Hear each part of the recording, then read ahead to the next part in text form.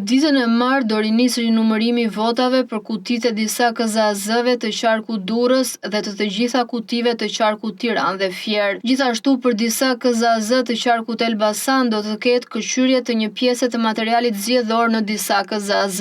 Deri tani ka hapur, këshyrur dhe rinumëruar disa kuti të qarkut Dibër, si dhe ka këshyrur materialin zgjedhor të mbi 240 kutive të qarqeve të ndryshme. Deri tani është e qartë që brenda PD-s ka pasur spostime të votave në drejtim të kandidatëve të caktuar, por kjo nuk mund të ketë ndodhur pa porositë e përcjella numëruesve nga kupola e partisë në qendër dhe ose në qarqe. Nuk ka dyshime për këtë dhe rinumërimi më shumë se sa trafikun e numëruesve përgjithësisht do të nxjerrë zbuluar preferencat e kupolës drejtuese të Partisë Demokratike. Numëruesit janë sot të pavlefshëm, ndaj edhe do të jenë pjesa më vulnerabël e që do të vuajë më gjatë pasojat e asaj që rëndom quhet vjedhje votash. Zbulimi i shifrave të ndryshuara konsiderohet manipulimi i procesit zgjedhor dhe kjo vepër ngarkon me përgjegjësi penale grupet e numërimit. Partia Demokratike prej 10 vitesh me dhe pa Lulin ka kundërshtuar instalimin e pajisjeve të numërimit elektronik. Qartësisht kupola e partisë së Berishës me dhe pa Lulin ka kërkuar të mbajë në këmbë numërimin manual, edhe me qëllimin e nxjerrjes së fituesve të porositur. Me sa kuptohet, kësaj radhe rënimi i PD-s në elektorat nuk mjafton të justifikohet me të njëjtin skenar denoncimi të përsëritur aq shpesh në 12 vitet e fundit. Dhe në rokopujën e krijuar duket se kupolës së PD-s nuk po i bëhet më vonë për numëruesit e vet. Nga ana tjetër, përplasjet, konfliktet, inatet dhe përpasojtës opozimi i ekipeve në qendër dhe në qarqe ka shtuar agresivitetin mes vetes. Numëruesit janë të fundit për të cilët duhet të shqetësohet dikush sot, ndaj mos u lodhni të kujtoni atyre aty lart se po marrin në qafë prindër fëmijësh e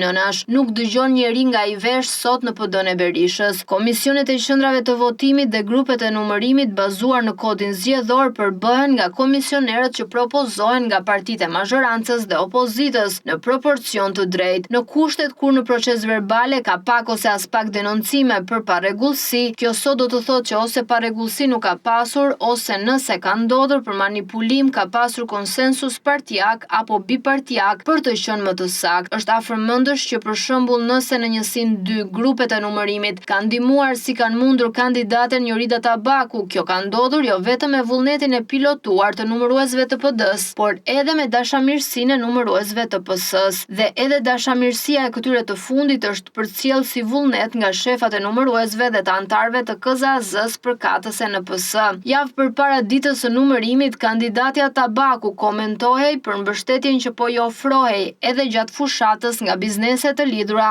me Bashkinë Tiranë dhe ish drejtor të Bashkisë Tiranë dhe eksponent të PS-s. Tabaku atë kohë pretendonte se mbështetja duhet i jepej sepse ajo do të ishte kandidate për drejtimin e Bashkisë Tiranë. Kur kas me urdhër të kupolës drejtuese të PD-s vendosi hapjen dhe numërimin e të gjitha votave të qarkut Tiranë, njerëz të angazhuar në KZAZ numër 2 i kanë kërkuar takim zonjës Tabaku. Halli i tyre nuk do shumë koment. Përgjigjja e zonjës Tabaku po. Tabaku ju është përgjigjur që duhet ta marrin me sportivitet pasi për një personalitet si unë mund edhe t'ja vlej të bëjnë burgun. Nëse nuk është cinizëm, kjo përgjigje dëshmon delirin me të cilin e sheh veten në pasqyrë deputetja Tabaku. Ato 20.000 vota duket se e kanë rënduar akoma më shumë gjendjen psikike të Tabakut, ai sa të besoj se të bësh burg për të është nder. Sipas Tabakut, numëruesit e të dyja palëve duhet të jenë mirënjohës Tabakut për derën e burgut që i kanë hapur vetes për të ribërë deputete Joridën e ëmbël. Jorida nuk është e vetmja, por për hir të sharmit dhe elegancës delikate me të cilën u shfaqet të gjithëve,